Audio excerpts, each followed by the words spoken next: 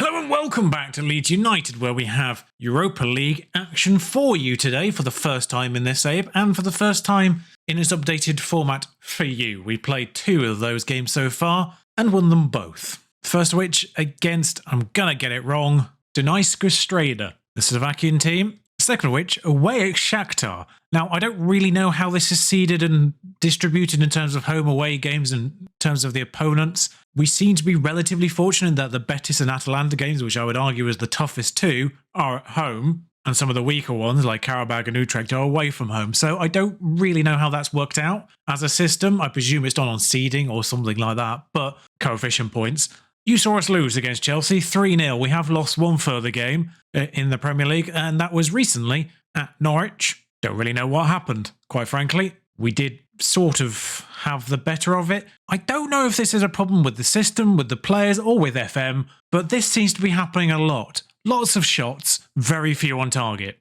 We had an international break in the interim between those 2 games, in which I made sure there was definitely some chance conversion training, and it seems to have paid off with a 4-1 victory over Southampton. 3 goals in the first 19 minutes. Early goals seems to be a thing. 9 minutes against Norwich, 3 minutes against Strada, 12 minutes against Bournemouth, 1st minute against Portsmouth, 5th minute against Shakhtar, 1st minute against Southampton, that was 34 seconds, who are on the penalties and free kicks. That's what the second of those 2 goals was. It was a free kick. Paying off. It was very much kind of a reactionary, impulsive signing, but so far, so good. But yes, as you can see there, victories over Bournemouth, Villa, and Southampton mean that we did win 3 of the 5 games. A draw of Brentford, who are eternally annoying against us in this save. If we score, we win.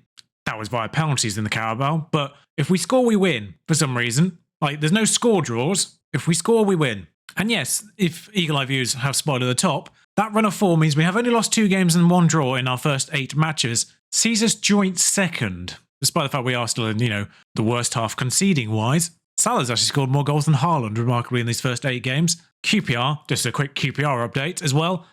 No wins, 1 draw, 7 losses. They've got a point, and they have scored 1 goal against Norwich, who we lost to, so classic. But meanwhile, I have to show you another league table, because the league phase of the Europa League, still, I don't understand this system. It's relatively straightforward. I just don't understand how the games work out, basically. Just a reminder, top 8 go through to the second round of knockouts, as they always did, and the next 16 teams do the first knockout now, rather than the second teams in groups face the thirds of the Champions League and so on and so forth. If anything, it's actually a simpler system. I just don't understand how the games work. But 7 teams with 2 victories from 2, the 3 English sides are in that 7, along with the 2 German sides that are in it too. In fact, we can actually extend that English thing to British as a whole, because I do believe the only other British team is Rangers, who are also 2 wins from 2. Derry have actually won a game from the Republic of Ireland as well, so it's not going too badly for Britain and Ireland.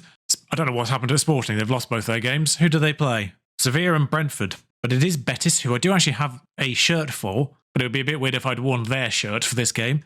12 substitutions for this, of course, and we actually seem to be okay to go fullish strength. Now, I will bring Maxi Gomez back into the side, and I will bring Zoboslai back into the side. I did rest a few people who were on heavy workloads. No, that wasn't it. I did rest a few people who had been tired from their international duty in the last game, and it worked out anyway, 4-1. So, and I have dropped Bamford. It's worth saying. I have dropped Bamford. 6 starts, no goals, 6.46 in his last 5 games, 6.47 average for the season. I don't know what's happened to Bamford. I've changed nothing, really, in regards to the system from last year to this year, and this year he hasn't hit. As part of that, trying to get Bamford to work, I did then start to change a couple of things, and that's, quite frankly, just positional. And one thing I have noticed since going to box and roaming playmaker is the wing-backs seem to be better. So I don't know if actually Mazzalas were getting in each other's way in that sense. I've also made, just on pure whim and madness, I've also made the central defender a libero, because why the hell not? I just kind of got fed up of other teams going straight through our defence. And the libero seems to sit a little bit deeper. Defensive stopper didn't seem to do the, or cover, as it is, sorry. Stopper's the one that steps forward. I tried both. Centre-back cover didn't seem to do the job. So I'm now trying libero. And I'm also hoping it helps kind of split the gap offensively with the midfielders too. Colwell's back from injury, worth saying, and in the team. I didn't run you through the list, but Colwell's in. Otherwise, I think it is the first team, basically. Melia in goal, Sotalo, Colwell, Ndicka, Livramento, Ord, who is captain, Uar, Szoboszlai, Gomez, Milovanovic, Makoko. Yep, okay. Any of the first 6 options for captain are not starting. Ord is 7th in the list of captains. It's a weird thing, but in terms of leadership and teamwork attributes, Ord actually has the combined best. He has 15 in both. But everyone that's kind of been here longer, and that also has a modicum of teamwork / leadership capabilities, Bamford, Tyler Adams, Christensen, aren't starting. Weirdly, the next best person after Ord is Uar, who, also joined in the summer. I say Ord joined in the summer. Of course, he joined last year. He just had to go out on loan, and that's unfortunate. I don't really like how this happened. Can I see it again with offside lines just to see where we went wrong there? No. Gomez is in. Zappacosta's cleared. Zappacosta's a Betis. Is he there in real life? Oh, I've just seen Crazy has been injured for Sparta Prague. That will be the Ladislav Crazy, I imagine. Dendonka's a Betis. What? Makoko's nicked the ball off them and immediately given away, but got the ball back again and lost it again. I hate this match engine sometimes. Why do I feel like that's a different goalkeeper for Betis? As they actually managed to get their head on the ball, or did they? I don't know. It was headed to our player, regardless of what the intention was. Meslier out to Livramento, who keeps it in. I think the goalkeeper thought their manager was actually playing for us there temporarily in a Renato Sanchez moment. Livramento, at least it wasn't the boardings. Livramento, who are intercepted. Oh, for the love of God. We've got the ball back. Ord kicks it against one of their players. Satalo. Like, how can you not see that giant lolly? I can't think of a better term to describe their kit. We've scored. I'm distracted trying to describe what their kit looks like. I swear that's the colour patterns of one of the... I've forgotten what they've called. They're normally pink and yellow, but I swear orange and green is another option. Milovanovic scores a lovely goal. Pedro's not been fantastic the last few starts either, it's worth saying. Tony scored for Brentford. I'm fascinated to know what's going to happen to him in real life. Corner winning as well. That's 3 from 3 for them. Chelsea 3 from 3 currently, thanks to Jonas Wind, who's gone to Chelsea. So right now it's Colne and the 3 English teams 3 from 3. Juanmi, say 3 from 3. We've just equalised. I forgot they'd scored because it was annoying. Makoko just... In a weird way, I don't mind that, because that's just a young player who's got a little bit too cocky, who thinks he can run them with the ball forever. Like, narratively, I can work with that one. Satalo now. Livramento. What I can't live with is people just literally running into the opponent. Because that was someone who caught up with Makoko. Livramento puts the ball in. Szoboszlai's miles out, but attempts the header. 1-1. We have had 1 shot on target. They have had 2 shots on target. And there have been 2 goals. Not the best day for goalkeepers, it seems. I just don't understand the decision-making. If I was to suspect test this match engine, I would start with the decision-making. Makoko stops, turns, gives it to Ord. Ord goes forward. He's beyond the defender. He's actually put the ball in. Maxi Gomez has jumped, leapt, and missed. Well, he's at the post, but missed. Who are? Ord. As much as I'm displeased with the changes to the European Games systems, both Champions League and this, and I suspect the Conference League is going to be the same going forward as well. Because there was obviously a lot of fuss about this change and a lot of people were against it. I can't work out if it means smaller teams are more likely to play big teams, Ndicka, or not. Oh, that's unfortunate for them. Sorry, Evan Ndicka just went on a run. Do we have a set piece, or does he generally just come from centre-back to do that? It only just registered who the player was. So Ndicka just gathers it in mid... They must have been coming back from a set piece, because I don't understand why Evan Ndicka was there. I think it did deflect off their defender on the way in. When I say defender, that might be number 9. So I think there might have been a set piece, and then there was a striker back, Harriet. And I got very confused there just because the replay was inverted. I thought for some reason he was attacking his own goal. Ord, Sporting winning a game. Ord stops turns. Ndicka. I will never not point out a stop and turn. Ndicka. Makoko. Oh, there's Livramento on the opposite side. Cuts inwards. Milovanovic finds Makoko. That's lovely movement, and it's 3-1. There have been some lovely moves. I wish I had the time to show you all those goals in particular. There have been some lovely passes and assists in recent times as, once again, the camera inverts. But this kind of thing, Milovanovic has turned a sister quite a lot in recent games, for Makoko in particular. Now, last game I did accidentally forget to not make any substitutions, so I don't know how many of these people are still on this pitch. Armada just had an injury, unfortunately, so can't bring him on as a roaming playmaker. Ord's a bit tired, so Skov, Christensen. And do I bring Ndicka off? I know he's scored, but I think he's played the most games. Oh, I'm actually going to bring Cresswell on and swap those over, because Colwell is left-footed. I just don't want to drive my team into the ground and Sorry, is there more than one Petzela? Oh, Aparella winning a game as well. Go on, Cyprus. Colwill, Makoko. Sorry to the strikers, but you're just going to have to see this one out. Blimey, Milovanovic. That would have been a lovely goal. A lot of highlights. Skov hooks the ball in. There's Feyenoord. Let's say Feyenoord get a late goal, but that was a goal from the 70th minute. We're just getting caught up, apparently. Brentford have retaken the league in their game. Skov, Cresswell. I don't know what's happened this year, but Cresswell has now scored 6 goals. It's not all set pieces, not all corners, we're saying, but I just brought him on as well.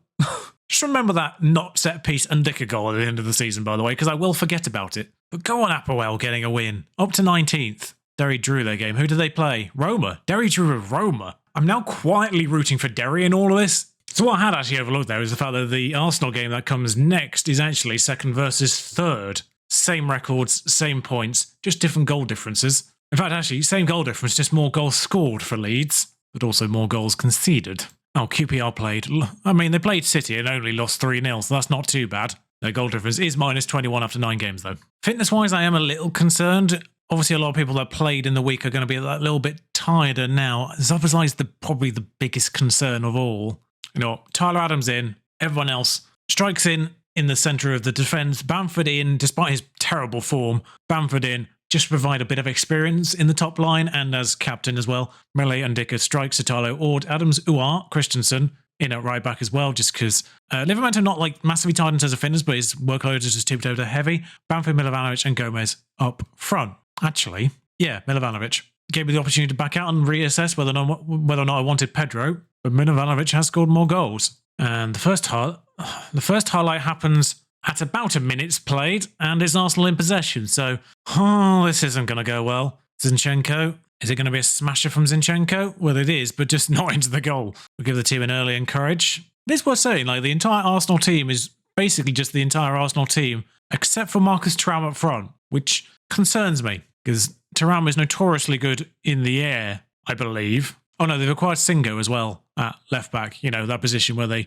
really struggled. I might be right back, sorry, I tell a lie. Singo exists. I swear he was a fullback. Adams, hoofed. I mean, Gomez is good in the air and he did get that ball. Now, Uar's hoofed that and Bamford doesn't even attempt. I think he's playing right back, Singo, judging by that. Odegaard still walks into a Leeds player and gets away with it briefly, but then does give it away regardless. Sotalo, Adams, Uar just passes it to Odegaard. Nearly gets the ball back, actually, but Meslier, I think he actually may have taken the sting out of that shot. Yeah, Singo's playing right back. Saka to put the ball in. Christensen jumps and gets the ball. Funny how that works. Odegaard, though, picks the ball up and runs and smashes it over. A lot of highlights. And we've had one shot. Bamford's nicked the ball off a lackadaisical, is that the right word? Unobservant, at the very least. Ben White. Uar, Christensen. That cannot be the highlight, so this concerns me. Smith Rowe just waltzes past Christensen on his recovery run. Sammy Lokonga to Thuram. Saka now. Smith Rowe somewhat released, but, you know, into a wide area. Still got to put the ball back into the middle somehow. Neves. That's ridiculous. That is ridiculous. That, I suspect, was animation not doing it justice. I don't think in the engine Neves even looked. Just watch Neves carefully here. He's looking at the ball. He's just looking at the ball. No, don't get me wrong. You've got an idea of where the goal is, but you've got no idea what the other players are doing if you're looking at the ball. So I suspect that's just very bad animation. As we've had 5 shots, but none on target. Although, why isn't Dicker taking the corner again? I fixed those. The one thing I don't understand is he's not even listed as a corner taker, and for some reason the game chooses him. I don't even know how he would end up on the corner taker list. Obviously, who are on that side, the barest minimum. In fact, just take them both sides because you're the only good corner taker on this pitch right now. Adams gets the ball. Dicker's supposed to be on the end of the corners. Zinchenko, which probably means the person who's receiving the corner isn't there either. Sotalo, Adams, Sotalo, strike, Bamford, strike, Milovanovic. The weirdest part is the fact that Skov is the only person listed on corners. I just wonder if it's eliminated people who aren't on the pitch. Skov isn't even on the pitch. I don't know what happened there, because Szoboszlai should be on the list, along with Platinart, who admittedly doesn't play anymore. But something weird's happened to the corners. I don't know what's happened there. I mean, a wonder goal divides the teams as things stand. And it is worth saying, all of Arsenal's chances we've seen so far have been sort of outside the box shots. So, we can count ourselves a little unlucky, especially as our XG is 1 from 8 shots off target. Can we hit the target, please? I mean, that's madness. Let's focus on that animation there, as Sotalo does a standing tackle, gets the ball, but doesn't actually dispossess him, and then does a sliding tackle. and doesn't actually dispossess him. Milovanovic. Oh, I mean, Saliba's made an error there. That's a yellow. Don't know why we saw that highlight. Milovanovic has been booked somehow. Saka to put the ball in. Meslier is concerningly off his line here. Back on it again. If that one had gone in as well, we might as well just closed the game. Oh, Saka with a free kick. Over. It's not a good showing for Marko Milovanovic. Pedro on. Christensen for Livramento. Ord for Skov. Adams for Szoboszlai. We'll leave Uar on for now. Did forget to look up how to pronounce his name, not going to lie. I just default to Uar. I'm just trying to build a midfield that's as difficult to pronounce as possible with Szoboszlai and Uar. I mean, what is that from Evan and Dicker there? Just A, decision-wise, and B, execution-wise. On both halves, I want to know what the coding was for Evan and Dicker to do that as a defensive manoeuvre. Oh, we've had a shot on target. Was that the shot on target? No, that was against Meslier. Now we do just because he's tired. Although I don't think there's any more midfielders on the bench. How's that happened? Why are there two centre-backs on... Oh, sorry, I don't know what's happened there. That's my bad. Gomez Nekatir just to face his old side. There might be a point-proving exercise here. Admittedly, 1-0 away at Arsenal. It's not a horrible result, especially to a wonder goal. I just would have liked more of our 11 shots to have been on target. Admittedly, they only had 5 on target from 24, which kind of shows you how many are outside the box. Can I put that in? I can put long shots in. They had 12 long shots. 50% of their shots were long shots. So we did really well in kind of mitigating their attack. Just a moment of brilliance. Bamford had on a 7.2. I don't know how he's done that. You know what? Against a Big Six team, still third. We're still ahead of Man City, Man United, Chelsea, Spurs. Yeah, that's a problem though. 22 hours without scoring for Patrick Bamford. Sorry, when did Wayne Rooney become Everton boss? I love it, but when? Doesn't have his arrival at DC United on here, but it looks like when they were relegated he became Everton manager and then got them second and got promoted. I love it. But as previously mentioned, we'll go to Atalanta and then actually maybe play Wayne Rooney's Everton in an episode, depending on which one kind of seems more sensible. I think we'll do it. Now that we've highlighted him, I think we'll do it. They are recently re-promoted. We'll see how they're getting on at that point. We do play West Ham twice in December, 10 days apart. Thanks, scheduling. I mean, it's been known to happen in real life, but it's still baffling how that happens. Anyway, if you enjoyed this episode, a bit of mixed fortunes overall, but you know what? I don't think it was a bad performance against Arsenal. We just didn't get the rub of the green, really. More shots on target and conversion seems to be in order here, but yeah. Until next time, thank you for watching. Do give it a like, comment, subscribe to help the algorithm and all that. Ta-ra.